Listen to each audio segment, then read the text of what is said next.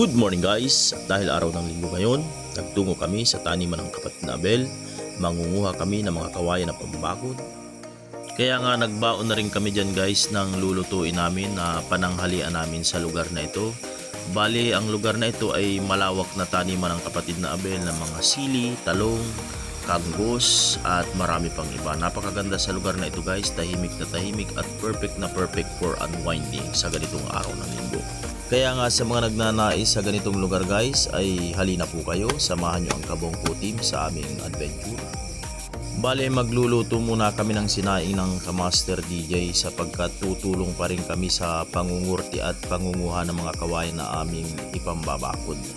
Kaya nga nagpaapoy na kami dyan ng aming kalayo di kalan at habang si Kamaster DJ naman ay naglilinis ng kaldero na pagsasaingan ng bigas.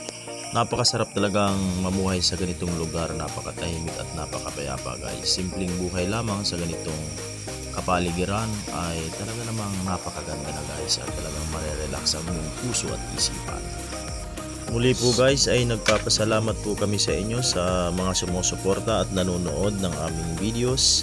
Maraming salamat po sa inyo. At ayun na nga guys, bininsaan na natin ang ating bigas na isasaying at habang nagpapaluklok tayo niyan ay tutulong muna tayo sa paghahakot ng mga kawayan.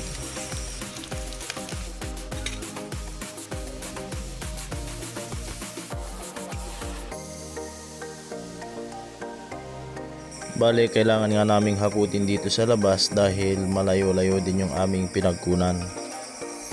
At pagkatapos namin yan na madala at maipon dito sa may labas ay dito na namin sila guys iayagisan para hindi na kami mahirapan para isakay na namin mamaya pagka nalinisan sa tricycle na aming daladala. At ayan, katulong namin dyan si Brother Ruel at si Brother Abel pa sa paglilinis at pagyayagis ng mga kawayan.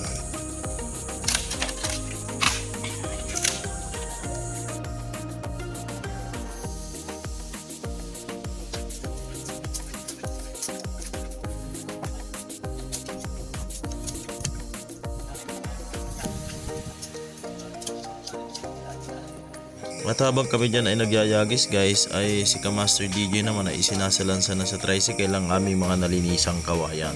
Dahil pagkatapos naming maisalansan yan ay manananghalian muna kami bago kami uwi sa amin sa napilihan. Yan na po ang pinagka-penale po yan, pag-iihaw ng salinyasi.